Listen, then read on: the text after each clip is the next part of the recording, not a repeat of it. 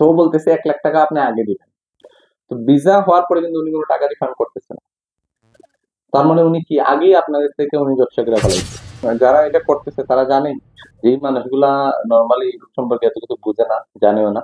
এদেরকে যদি আমরা বুঝাইতে পারি তাহলে এদের থেকে আমরা টাকা নিতে পারবো। কিন্তু একজন মানুষ যারা অ্যাকচুয়ালি বুঝতেছে, এই যে বিজনেস লাইফে কতজনকে ইউরোপ বা এরকম আমেরিকাতে পাঠাইছেন? এইটা তো আসলে কাউন্টিং করা ইয়ে হয়ে যাবে, বাট এনিহাও 300-400 তো হবে ইনশাআল্লাহ। আসসালামু আলাইকুম। আরব বাংলা নিউজে সকলকে স্বাগতম। সাথে আছি আমি তহিদুল ইসলাম সোহাগ। আজকে আপনাদের মাঝে তুলে ধরবো ইউএইতে বেশিরভাগ মানুষ আসে, বেশিরভাগ না হলেও আপনার 50% মানুষ আসে কিন্তু ইউরোপ যাওয়ার জন্য। সেই ইউরোপের নেশায় অনেক মানুষ অনেক কিছু হারিয়ে ফেলে, টাকা পয়সা, শ্রম, সময় সবকিছু হারিয়ে ফেলে। আজকে আমরা এমন এক জায়গায় এসেছি, এমন একজন মানুষের কাছে এসেছি। উনি দীর্ঘদিন ধরে ইউরোপ নিয়ে কাজ করতেছে, ইউরোপের বিভিন্ন দেশে ভিজিট ভিসা নিয়ে কাজ করতেছে। ইউইতে আমার মনে হয় না যারা অনলাইনে আছেন বা অনলাইন ফেসবুক, টিকটক, ইউটিউব চালান, যারা ওনাকে চিনেন না।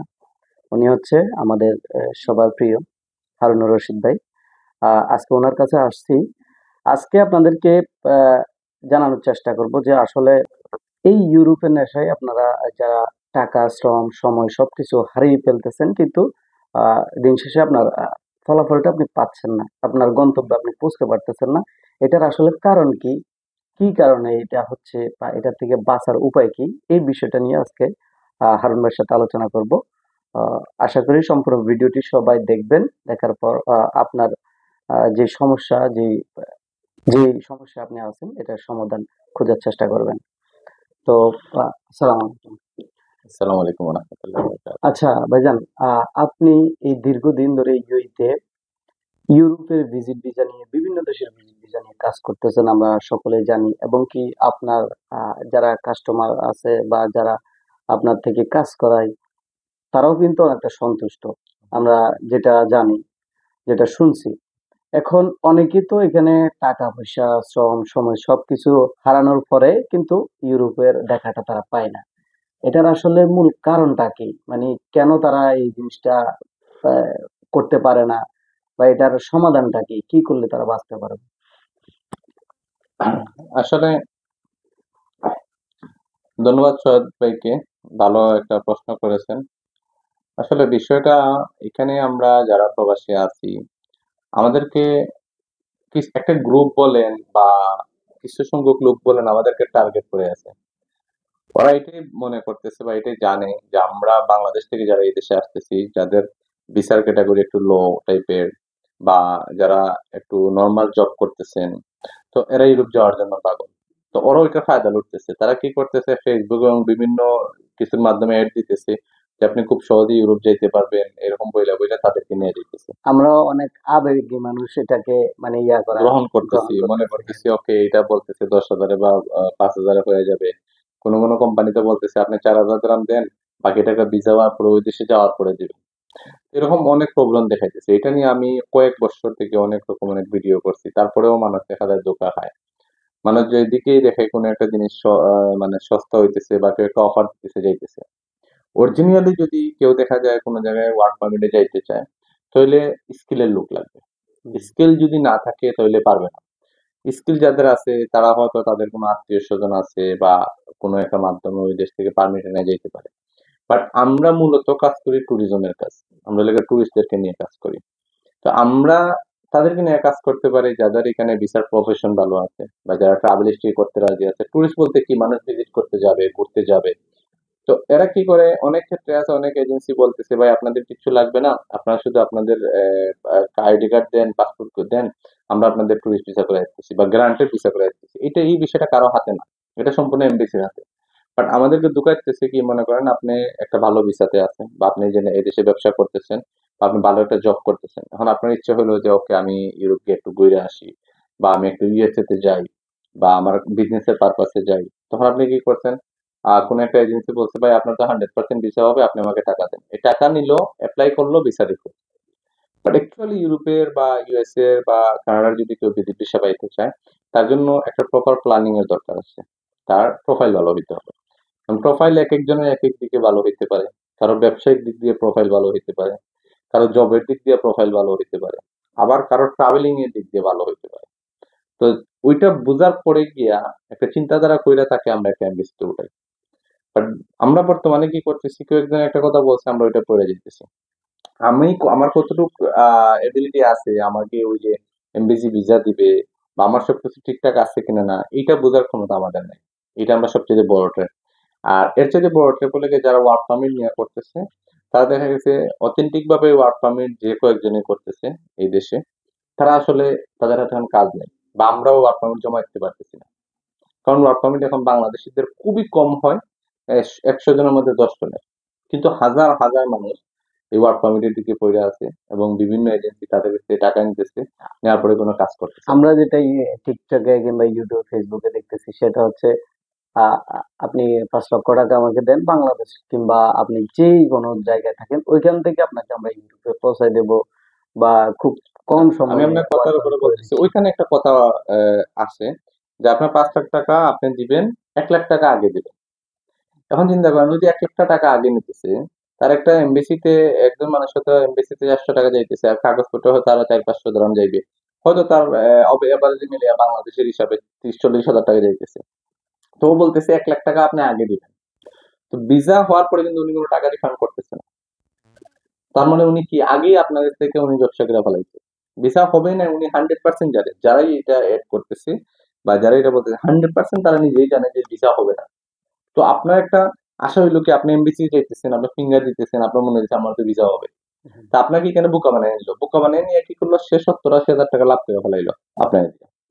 তো এই ট্র্যাপের মধ্যে মানুষটা ফেলাইতেছে। এখন যদি কেউ বলে যে ভাই আপনার ভিসা হবে না, বা আপনার চান্স কম, বা আপনার 50-50 চান্স, আমরা যেটা বলি, তো মানুষ বলবে না ভাই তাহলে উনি হবে না, উনি দিয়ে করবো না। কিন্তু ও কি করতেছে, একচুয়ালি আপনার কাছ থেকে 1 লাখ টাকা একজনে নিতেছে, নিয়ে 80 হাজার টাকা তার পকেটে ঢুকাইতেছে, 20 হাজার টাকা সে খরচ করতেছে। আর বাকি বিষয় হলে কি, আপনি যে এখন যে ফিঙ্গার দিলেন, এমবিসি দিয়ে ইনফরমেশন দিলেন, আপনি কি ইনফরমেশন দিচ্ছেন না দিচ্ছেন সেটা আপনিও জানেন না। ইন ফিউচারে কখনো যদি আপনি এমবিসি ফেস করতে যান, তখন এই প্রবলেম গুলা দেখা দিবে। তার মানে এখন যদি কোনো কেউ এরকম উল্টাপাল্টা মানুষদের কাছে গিয়ে ওইখানে ফিঙ্গার টিঙ্গার দিয়ে আসে, পরবর্তীতে তার ইউরোপ যাইতে কিন্তু এটা প্রবলেম ধরেন, আসবে, হ্যাঁ, প্রবলেম আসবে। রাইট? বা আমেরিকাতে যেতে বা কানাডাতে যেতে প্রবলেম আসবে। তো এর জন্য আপনারা যারা এই দেশে, বিশেষ করে আমি এটা বলবো যাদের প্রফেশন লো, তারা অপেক্ষা করার কথা, বা তাদের স্কিল অনুযায়ী যদি আত্মীয় স্বজন বা বন্ধু বান্ধবের মাধ্যমে যদি কোনো ইউরোপের কোনো ওয়ার্ক পারমিট পায় তাহলে ওকে। কিন্তু যদি বিদেশ বিষয়ে কেউ যেতে চান, তাহলে ভালো একটা কনসালটেন্সির মাধ্যমে আগে আপনি পরামর্শ করেন, পরামর্শ করে আপনি বুঝতে পারবেন আপনাকে কেউ কি মিষ্টি কথা বলতেছে না অরিজিনালটা বলতেছে। তারপরে সিদ্ধান্ত নিয়ে তারপরে আগাইবেন। আপনার যদি ব্যাংক ব্যালেন্স ভালো না থাকে, আপনার যদি ট্রাভেল হিস্ট্রি না থাকে, তাহলে আপনি ভালো কোনো কান্ট্রি ভিসা পাওয়ার সম্ভাবনা অনেক কম থাকবে। আচ্ছা, তার মানে আমাদের যে মূল সমস্যাটা ওইটা হলো আমরা মানে খুবই কম টাকা দেখে, বা আমাদের খরচ কম সময় কমের কথা বলে আমরা যেটা মনে করি যে এই সময়ের মধ্যে এত কম টাকাতে যদি আমি ইউরোপ চলে যেতে পারি, তাহলে এটা আমার জন্য মানে একটা কি গুড লাক, জি। বা আমাদের একটা সৌভাগ্য এরকম মনে করার কারণে মূলত এই জিনিসটা হচ্ছে। হ্যাঁ, এবং যারা এটা করতেছে তারা জানেই যে এই মানুষগুলা নর্মালি ইউরোপ সম্পর্কে এত কিছু বুঝে না, জানেও না। হুম হুম। এদেরকে যদি আমরা বুঝাইতে পারি, তাহলে এদের থেকে আমরা টাকা নিতে পারবো। কিন্তু একজন মানুষ যারা অ্যাকচুয়ালি বুঝতেছে যে ইউরোপ যাওয়া আমার দ্বারা পসিবল কিনা না, বা আমার ভিসাতে হবে কিনা না, তারা কিন্তু এই ট্র্যাপের মধ্যে পড়বে না। পড়তেছে কারা, একবারে সাধারণ মানুষ, যারা কিনা ওই কোন রকম এদিক সেদিক করে চলতেছেন, ইউরোপ সম্পর্কে এতটুকু জানেন না, বুঝেন না, শুধু মনে করতেছেন যে ইউরোপ গেলে ভালো কিছু করতে পারবো, এই আশায় দিতেছেন। আর এদের সাথে প্রতারণা করতেছে এই কিছু অফিস বা এজেন্সি বলেন, বা বিভিন্ন দেশি মানুষ করতেছে এটা। আচ্ছা, আপনারা কি নিয়ে, ভিজিট ভিসা নিয়ে না ওয়ার্ক পারমিট নিয়ে, কি নিয়ে কাজ করতেছেন আমরা কন্টিনিউ? সব ভিজিট বিষয় নিয়ে কাজ করতেছি। আমাদের ওয়ার্ক পারমিটের হিস্টোরি খুবই ভালো ছিল, বাট এখন ওয়ার্ক পারমিট একবারেই কম। ওয়ার্ক পারমিট জমা দিলে আসে না, আবার অনেক পারমিট আসার পরে রিফিউজ হয়। এখন আমাদের লাস্ট রোমানিয়ার যে পারমিট আমরা অপেক্ষা করতেছি, হয়তো এই মাসে চলে আসবে ইনশাল্লাহ। আমরা নতুন যে পারমিট গুলা, এগুলো আমরা আবার জমা দিতে কষ্ট হয়, তো সব মিলে আমরা ওয়ার্ক পারমিট থেকে দূরে আছি, কারণ ওয়ার্ক পারমিটের রেশিও দিন দিন খারাপ হইতেছে বাংলাদেশিদের জন্য। বাট তুলনামূলক যদি করি, ভিজিট ভিসার রেশিওটা ভালো। আমরা ভিজিট ভিসা নিয়ে মূলত কাজ করতেছি। কোন কোন দেশের ভিজিট ভিসা গুলো ওইটা করতেছেন? এক একজনের প্রোফাইলের উপরে, মনে হয় কিছু প্রোফাইলের আছে তাদেরকে ট্রাভেল হিস্ট্রি করানো লাগে। এমনি যদি নর্মালি কেউ ঘুরতে চায়, এমনি মন চাইতেছে ঘুরতে যাবে, তাহলে আমরা থাইল্যান্ড, মালয়েশিয়া, সিঙ্গাপুর, তারপরে চায়না, জাপান এগুলাতে ভিসা আমরা করতেছি।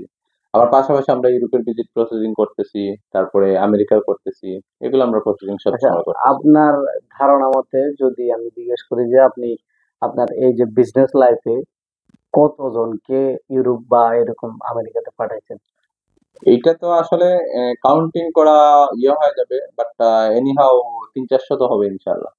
আচ্ছা, আমরা তো তাহলে জানতে পারলাম আপনি অন্তত 300-400 লোক অন্তত ইউরোপ আমেরিকাতে পাঠাইছেন ভিজিট ভিসাতে বা visit work visa, permit. Work permit সবকিছু মিলিয়ে আমাদের অনেক অ্যাপ্রুভাল। আমাদের ফেসবুক পেজ আছে, স্কাইজুন ট্রাভেল এন্ড ট্যুরিজম, ওইখানে গেলে আমাদের পুরো হিস্ট্রি দেখতে পারবেন।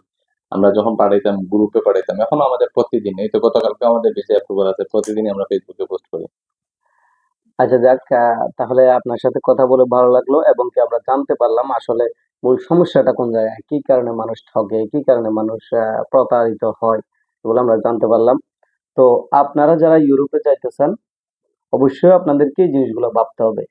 আপনি ইউরোপে যাচ্ছেন, ইউরোপে আপনি অত সহজে ইউরোপে বা আমেরিকাতে যাওয়া কিন্তু অত সম্ভব না। ওইটা মাথায় রাখবেন। ওইটা মাথায় রেখে চিন্তা ভাবনা করবেন। যদি আপনি ইউরোপে যেতে চান লিগ্যাল ওয়েতে, যারা আসলে মানুষ ঠকায় না, যাদের মাধ্যমে অনেক মানুষ ইউরোপ বা আমেরিকাতে গেছে, তাদের মাধ্যমে আপনারা যেতে পারবেন এবং কি Sky Zone Travel and Tourism আসি আপনারা যোগাযোগ করে তাদের মাধ্যমে যেতে পারবেন। তো ধন্যবাদ সবাইকে। ভিডিও শেষ করার আগে একটা অনুরোধ করব, আহ, যারাই দেখতেছেন আমাদের চ্যানেলটা, আমাদের পেজটা, আমাদের আইডিটা ফলো করে যাবেন, সাবস্ক্রাইব করে যাবেন। আপনি একটু বলেন আমাদের পেজটা যাতে ফলো। ইনশাল্লাহ সোহাগ ভাই তারা একটা চ্যানেল শুরু করছেন, তাদের জন্য শুভকামনা রইল।